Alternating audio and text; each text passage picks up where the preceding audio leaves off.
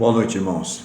Dando sequência aos estudos de às quartas-feiras, vamos ver hoje um personagem bíblico que aparece que é estigmatizado como aquele que sempre duvidou. O descrente, aquele que não tem fé, aquele que sempre deixou de acreditar em Cristo Jesus. Mas isso não pode ser assim generalizado. Estamos falando de Tomé. E Tomé sempre apresentou algum tipo de dúvida, mas é preciso estabelecer que às vezes há esta dúvida, que é o oposto da fé e que contamina os seguidores de Cristo, às vezes também ela é pecaminosa. Em contrapartida, outras vezes não. É pecaminosa quando é falta de fé, mas não é pecaminosa, não chega a ser pecado quando é provida ou quando é ocasionada pela falta do conhecimento. Aí não chega a ser pecado.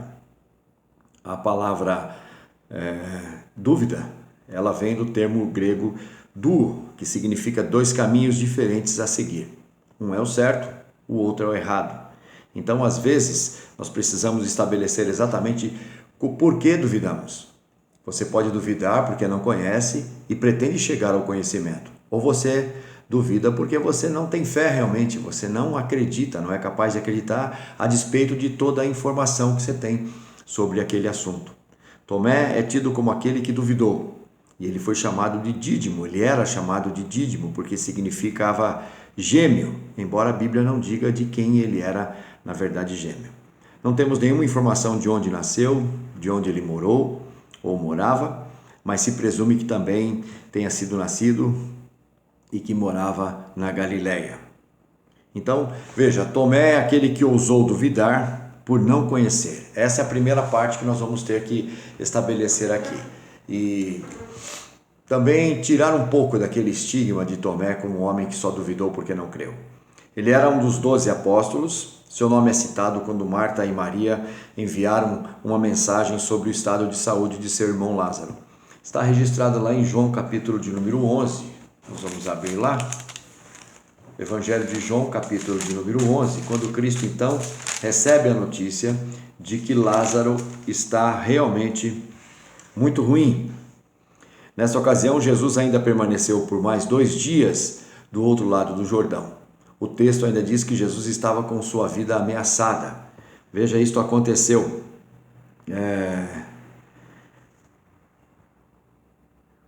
Quando, pois, veja, capítulo 11,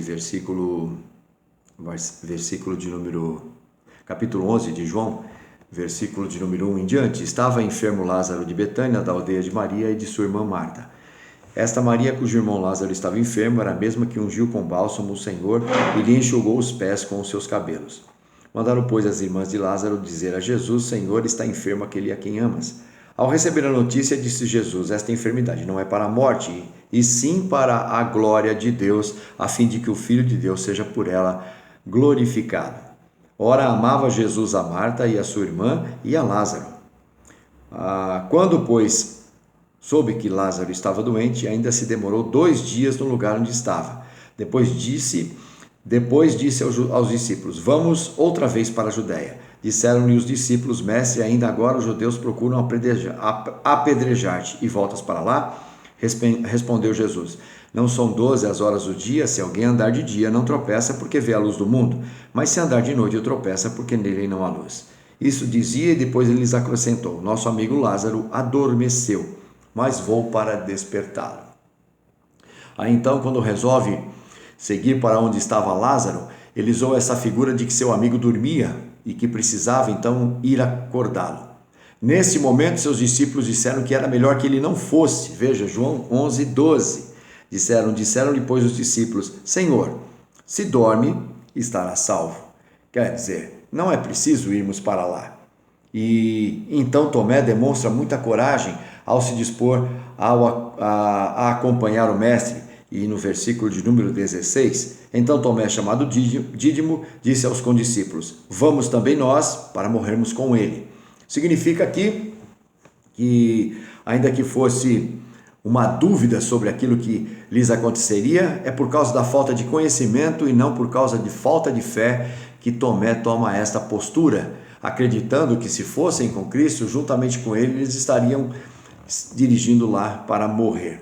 Essa mesma dúvida, então, reaparece quando, ainda por não conhecer, quando Jesus disse que iria para a casa do Pai, preparar moradas para que eles pudessem estar com ele e ele lá, com ele lá estivessem.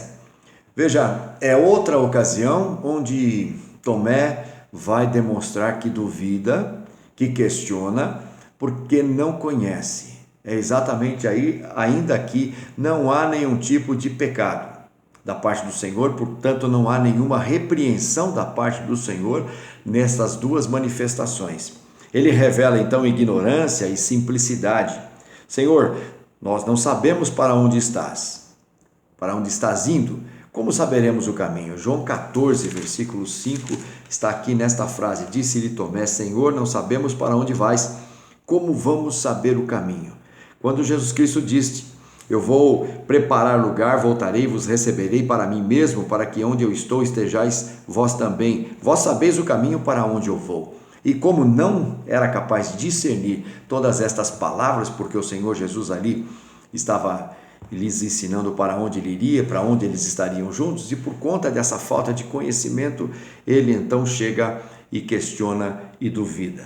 Ele simplesmente disse aquilo que estava na cabeça de todos os discípulos ali. Tomé surge aqui como aquele que duvidava, que questionava, mas ainda por falta de conhecimento. Mas não houve, como já disse, nenhuma reprovação da parte do Senhor Jesus, apenas palavras de instrução, quando ele disse, eu sou o caminho, a verdade e a vida, ninguém vai ao Pai senão por mim. Jesus Cristo deixa aqui claro que ele é o caminho e que só por ele se pode chegar ao Pai. Ele então é o mediador, a ligação entre Deus e os homens, era isto que ele estava falando, é sobre isso que ele estava dizendo, quando ele disse,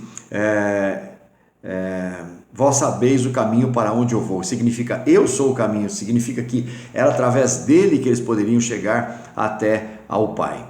Disse ainda ser a verdade e a fonte da vida eterna. Nada poderia ser claro que indicasse melhor para onde ele ia e como fazer para chegar lá. Então ficou claro agora e certamente Tomé passou a acreditar. Era preciso então, aqui nesse caso, conhecer aquilo que Jesus estava explicando para poder crer nele. Uma fé também cega sem conhecimento não é fé, é fanatismo, porque nós podemos chegar a acreditar em coisas que nós nem sequer ouvimos, ou ouvimos falar e não tem base nenhuma na palavra de Deus, que é a revelação da parte de Deus. Cremos naquilo que está revelado, iluminados pelo Espírito, somos capazes de conhecer e crer. É desse modo que Jesus espera que nós venhamos a crer. A fé não está divorciada do conhecimento. Como disse um autor, crer é também conhecer. É preciso saber para poder entender. Temer ao Senhor, por exemplo, o princípio de toda a sabedoria, implica em saber exatamente com quem estamos lidando. Quando não conhecemos, ficamos com medo. Quando conhecemos, então passamos a temer e a crer, saber com quem estamos lidando. Mas Tomé, nesses dois casos, não foi disciplinado, não foi repreendido.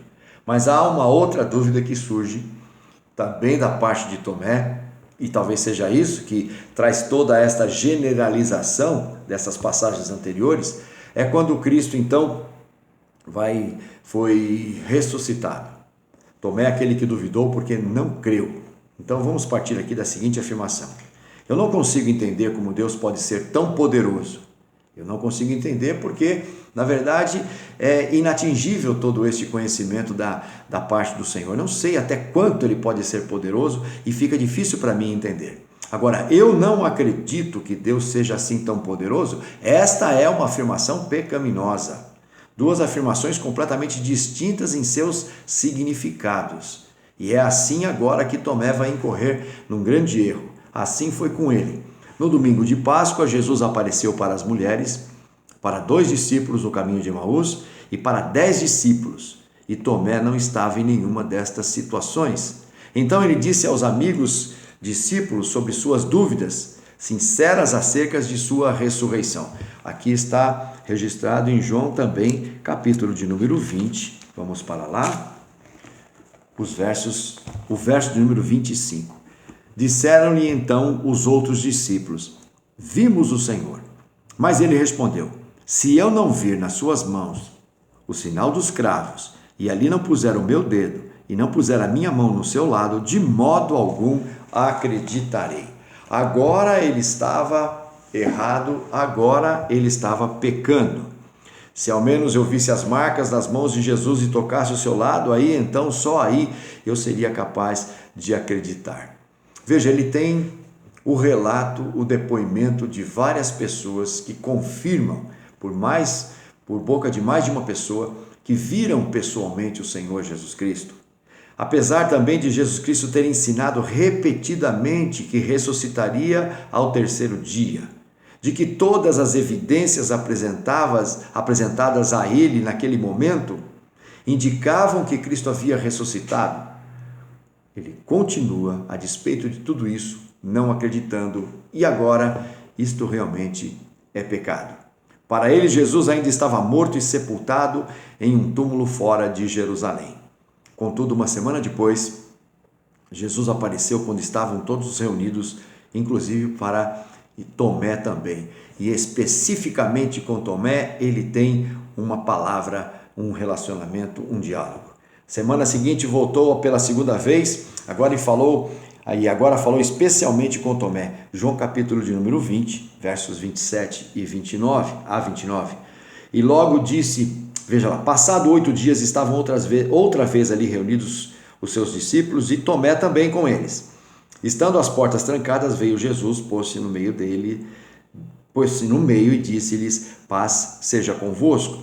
E logo disse a Tomé: põe aqui o teu dedo e vê as minhas mãos. Chega também a tua mão e põe-na no meu lado. Não sejas incrédulo, mas crente. Respondeu-lhe Tomé: Senhor meu e Deus meu. Disse-lhe Jesus: porque me viste, creste? Bem-aventurados os que não viram e creram. Aqui está a diferença da dúvida por conta da incredulidade. Ele estava totalmente ciente de tudo aquilo que os discípulos haviam contado e mesmo assim continuou incrédulo. E Jesus Cristo também estava ciente de tudo aquilo que Tomé havia pensado, havia dito, havia sentido, e disse a ele: coloque agora o seu dedo nas marcas dos pregos, as suas mãos aqui do meu lado, para que você então possa ter a certeza. Ao invés de repreender o discípulo pela sua teimosia, pela sua incredulidade, Jesus aqui também amorosamente o persuade a aceitar a realidade da ressurreição. É assim, Cristo Jesus continua fiel quando nós nos tornamos incrédulos, nós duvidamos, nós questionamos. Tomé então declarou: meu Senhor e meu Deus, revelando agora uma transformação grandiosa que foi operada dentro dele. Na verdade, esse é um testemunho que fica marcado, que fica estabelecido, esse testemunho da parte do próprio Tomé, aquele que nós costumamos a chamar de incrédulo, aquele servo que duvidava. Senhor meu, Deus meu. Ele finca uma postura, um princípio, estabelece ali e declara: Ele é o meu Deus, Ele é o meu Senhor. Agora ele está convicto, agora ele entendia que Jesus era o próprio Deus, o Senhor de todos, sobre tudo e sobre todos.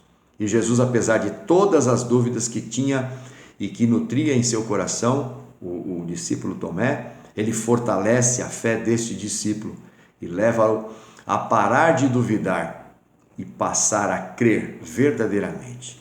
Há sempre situações, irmãos, onde nós todos fraquejamos em nossa fé e duvidamos. Por isso, apontar o dedo para Tomé é temerário.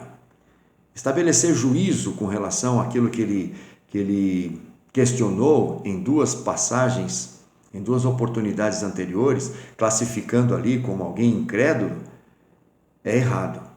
Ele duvidou porque ele não tinha conhecimento e ele queria crer. Por isso ele pergunta e fala e se dirige diretamente a Jesus Cristo.